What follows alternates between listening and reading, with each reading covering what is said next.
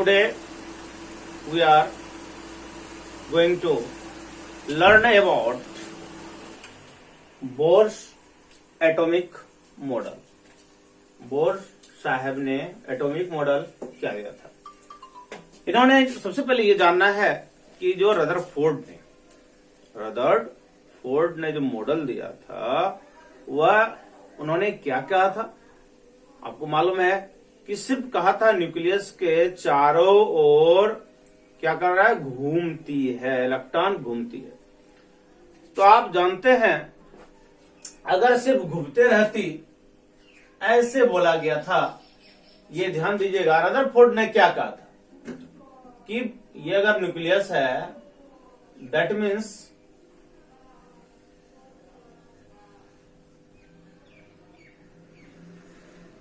यहां प्लस है और ये माइनस है। तो ये राउंड करते करते करते करते यह कहां चला जाता? न्यूक्लियस में गिर जाता।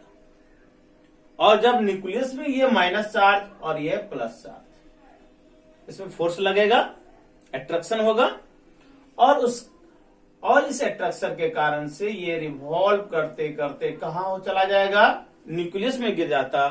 और न्यूक्लियस में जब गिर जाएगा तो क्या होगा कि एटॉम का अस्तित्व ही समाप्त हो जाएगा, कोई भी एटॉम रहेगा ही नहीं। और जब एटॉम का अस्तित्व समाप्त हो जाएगा तो कोई मैटर ही संभव नहीं है, कोई मैटर ही नहीं बन पाता। कोई पदार्थ या कोई तत्व बन सकता क्या? तो एटॉम का अस्तित्व जब समाप्त हो जाएगा तो कोई भी एलिमेंट होता ही नहीं, है ना। तो ये क्या हो गया? रदरफोर्ड मॉडल कट हो गया। रदरफोर्ड मॉडल क्या हो गया? बिल्कुल कट हो गया। तो इसके पहले वाला वीडियो में हम बता चुके हैं विस्तृत से। अब हम बोर साहब ने इस मॉडल में बहुत कुछ सुधार किए हैं और ये जो सुधार किए हैं इसके बारे में हम लोग बताते हैं। बोर साहब ने क्या कहा कि electron revolve around the nucleus, electron revolve around the nucleus. इन्होंने भी यही कहा इस सेंटेंस में अभी तक में, लेकिन फिर यहां क्या हुआ? इन ए फिक्स्ड सर्कुलर पाथ, एक निश्चित सर्कुलर पाथ में, एक निश्चित सर्कुलर पाथ में जिसका एनर्जी लेवल एकदम फिक्स होता है। एनर्जी उसमें जो होता है, एनर्जी लेवल प्रत्येक पाथ का एकदम फिक्स होता है। ओके ना। तो यहां पर देखें दिस पाथ कॉल्ड, यह पाथ क्या कहलाता है? इन्होंने दिया नाम, ऑर्बिट कहो, सेल कहो, ऑर्बिट कहो, सेल कहो या एनर्जी लेवल कहो, क्योंकि एनर्जी लेवल इसका fixed amount of energy every shell में कंटेंट रहता है और वह लॉस नहीं करता। जब रिवॉल्व होता है इलेक्ट्रॉन तो वो लॉस नहीं करता है, फिक्स्ड अमाउंट उसमें रहता ही रहता है। जितना अमाउंट जिस सेल में एनर्जी है उस सेल में उतना एनर्जी रहता है, फिक्स रहता है, कंटिन्यू रहता है और लॉस नहीं होता है, नो गेन होता है। ओके, इसलिए ये गिरने की संभावना इसमें नहीं है। ओके, एवरी सर्कुलर ऑर्बिट, प्रत्येक सर्कुलर ऑर्बिट या सेल का है certain amount of fixed energy, एकदम निश्चित मात्रा में इसमें एनर्जी फिक्स्ड है। Electron will not radiate energy as long as they continue to revolve around the nucleus in shell. मतलब क्या हुआ? जब ये इलेक्ट्रॉन जो है रिवॉल्व कर रहा होता है तो उसके साथ साथ ये बिल्कुल भी एनर्जी लेवल एक क्या होता है? रेडिएट बिल्कुल नहीं होता है, वो घटता नहीं है, यानी कि एनर्जी लॉस नहीं करता है। ये पहले बता दिए।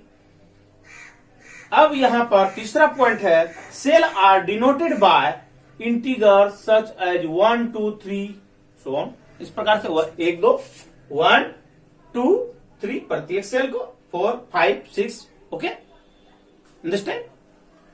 तो यह क्या कहलाता है, आप लोग ये पहला नाम सुन रहे हैं इसको, इसी नाम को, इस सेल के नंबर को जो बोला गया, प्रत्येक सेल के नंबर को उसका नाम दिया गया क्वांटम नंबर। क्या दिया गया, क्वांटम नंबर बोला गया इसको। क्या बोला गया, quantum number. This range of quantum number कहां से स्टार्ट हुआ, स्टार्ट फ्रॉम न्यूक्लियस साइड। ये न्यूक्लियस है, ये न्यूक्लियस है, यहां से शुरू हुआ क्वांटम नंबर 1 2 3 4 है ना। हैविंग लोएस्ट एनर्जी, इसमें लोएस्ट होगा, इससे ज्यादा इसमें एनर्जी होगा, इससे ज्यादा इसमें एनर्जी होगा।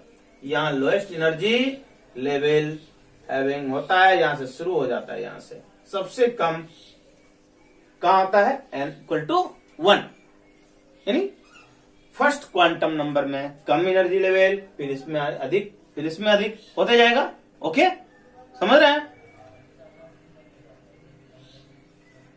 अब देखिए इसमें क्या है, सेल्स असाइंड एज KLMN, इसके द्वारा KLM के द्वारा जो है KLM के द्वारा डिनोट किया गया है, असाइन किया गया है प्रत्येक सेल को। Okay, the electron in an atom move from a lower energy level to higher energy level by gaining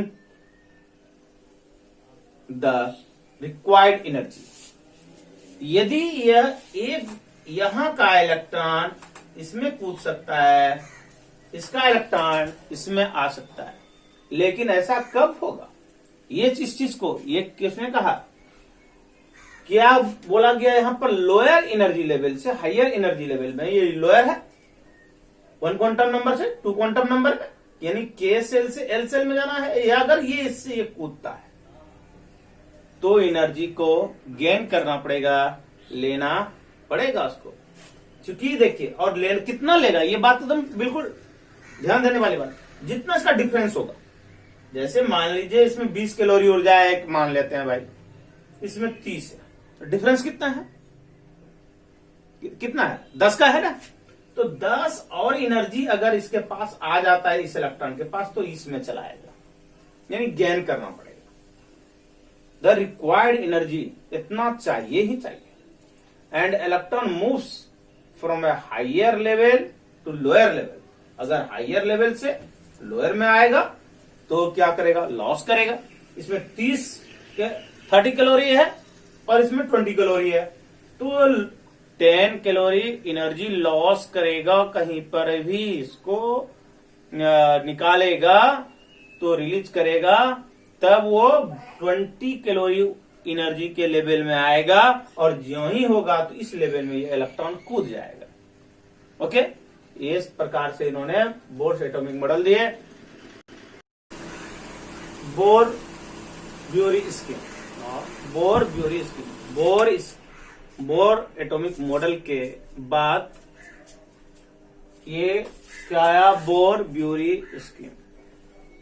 bore साहब की वाइफ ब्यूरी भी मिलकर के जो स्कीम बनाई, number of electron in orbit, orbit में नंबर ऑफ इलेक्ट्रॉन क्या होना चाहिए, इसके बारे में एक स्कीम तैयार किया उन्होंने, एक योजना बनाई, और वही इलेक्ट्रॉनिक कॉन्फ़िगरेशन कोड अभी जो है रिप्रेजेंट करता है, इलेक्ट्रॉनिक कॉन्फ़िगरेशन कोड भी, कि किस सेल में मैक्सिमम नंबर ऑफ इलेक्ट्रॉन कितना होना चाहिए। ठीक है ना। तो the distribution of electrons in different orbit in governed bye bore and bury, ये जो किसके द्वारा ये दिया गया था, बोर ब्यूरी के द्वारा ये दिया गया था कि डिस्ट्रीब्यूशन ऑफ इलेक्ट्रॉन का डिस्ट्रीब्यूशन डिफरेंट ऑर्बिट में। तो ये कौन दिए थे, बोर साहब ने दिए थे, बोर ब्यूरी दोनों ने मिलकर दिया, इसीलिए therefore known as Bohr Bury scheme, यह बोर ब्यूरी स्कीम कहलाया। The arrangement of electron in various energy level, प्रत्येक एनर्जी लेवल कहो या सेल कहो, प्रत्येक एनर्जी लेवल में अरेंजमेंट जो एटॉम का होगा, है ना, इलेक्ट्रॉन का अरेंजमेंट जो होगा, कहाँ, एटॉम के ऑर्बिट में या सेल में, ये एनर्जी लेवल कहो, एक ही बात है। तो ये जो विभिन्न प्रकार के ऑर्बिट में जो इलेक्ट्रॉन का अरेंजमेंट है, यह जो है किसको करता है, इलेक्ट्रॉनिक कॉन्फ़िगरेशन को रिप्रेजेंट करता है। The maximum number of electron present in orbit according to 2n², ये किस अनुसार से होता है, मैक्सिमम नंबर ऑफ इलेक्ट्रॉन जो होगा किसी भी ऑर्बिट में, वो किसके अनुसार से होगा, 2n² के अनुसार से होगा। मैक्सिमम नंबर ऑफ इलेक्ट्रॉन इसके अनुसार से होगा, 2n² के अनुसार होगा। यहां पर हम देखें कि n क्या है, n जो है क्वांटम नंबर है, यानी क्वांटम नंबर पहले बता दिए थे, नंबर ऑफ सेल का जो क्वांटिटी किया गया, इसको जो इंटीगर में जो रिप्रेजेंट किया गया 1 2 3 4 5, ये क्वांटम नंबर है।